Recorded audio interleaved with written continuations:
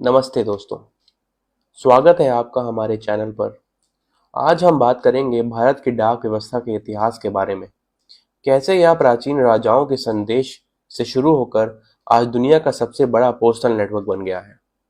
ये कहानी है घुड़सवार दूतों, कबूतरों, ब्रिटिश डाक टिकटों और आधुनिक डिजिटल सेवाओं की।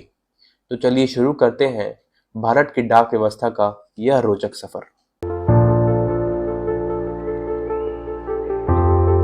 दोस्तों, भारत में डाक सेवा का इतिहास हजारों साल पुराना है। मौर्य साम्राज्य के सम्राट चंद्रगुप्त मौर्य ने अपने विशाल साम्राज्य को प्रांतों में बांटा। राजधानी और प्रांत के बीच संदेश पहुंचाने के लिए उन्होंने कबूतर डाक का उपयोग किया। इन कबूतरों को प्रशिक्षित किया जाता था और उनके पैरों में छोटे संदेश बंधे होते थे। सम्राट अशोक के समय भी यह कबूतर डाक प्रणाली जारी रही। फिर मुगल काल में बाबर ने आगरा से काबुल तक एक रोड बनवाई, जहां हर 36 मील पर घोड़े तैनात रहते थे।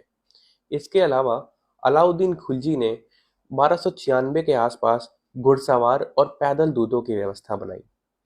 1341 में यात्री इब्न बतूता ने भी दिल्ली सल्तनत के हॉर्स कैरियर्स और फुट रनर्स का जिक्र किया है। 1541 में शेर शाह सूरी ने बंगाल से काबुल तक 2000 मीटर लंबी सड़क पर घोड़ा डाक सेवा शुरू की। उन्होंने ग्रैंड ट्रंक रोड बनवाई और सराय में घोड़े और सवार तैनात किए। कहा जाता है कि उन्होंने 3400 घोड़ों और सवारों को सिर्फ संदेश भेजने के लिए रखा था। दोस्तों, अब बात करते हैं ब्रिटिश काल की।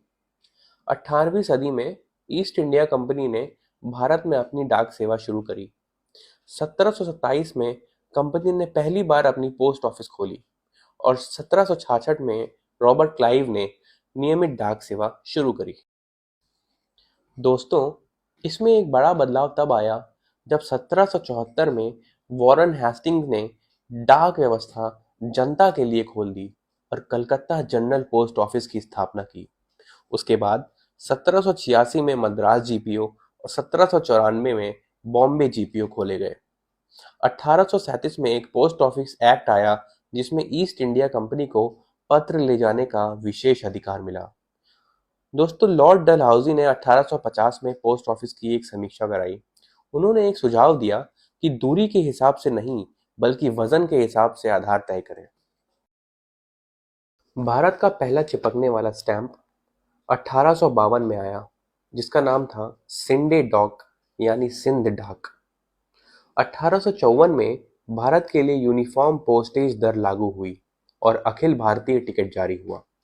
यह बिल्कुल ब्रिटेन की तरह था, जिसने डाक सेवाओं को जनता में लोकप्रिय बना दिया। फिर उसके बाद कई सुधार हुए। 1873 में गवर्नमेंट सेविंग्स बैंक एक्ट। 1876 में भारत ने यूनिवर्सल पोस्ट यूनियन ज्वाइन किया। 1879 में पोस्ट कार्ड और रेलवे मेल सर्विस शुरू हुई। 1882 में पहला पोस्ट ऑफिस सेविंग्स बैंक बना और 1884 में पोस्ट लाइफ इंश्योरेंस शुरू हुई।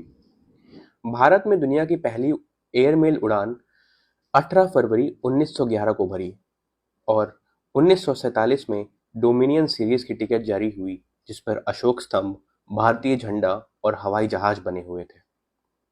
दोस्तों, अब बात करते हैं आज़ादी के बाद की डाक सेवा की।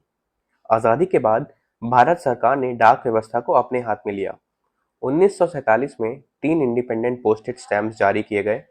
1960 के दशक में भारत पाकिस्तान के रिश्ते काफी खराब हो गए, जिसकी वजह से डाक सेवाओं पर भी असर पड़ा। एक बहुत अहम बदलाव 1972 में आया, जो था पिन कोड सिस्टम। इसको श्रीराम भिकाजी वेल्डकर ने डिजाइन किया और 15 अगस्त 1972 को तत्कालीन प्रधानमंत्री इंदिरा गांधी ने इसको लॉन्च किया। दोस्तों, पिन कोड में होते हैं 6 अंक।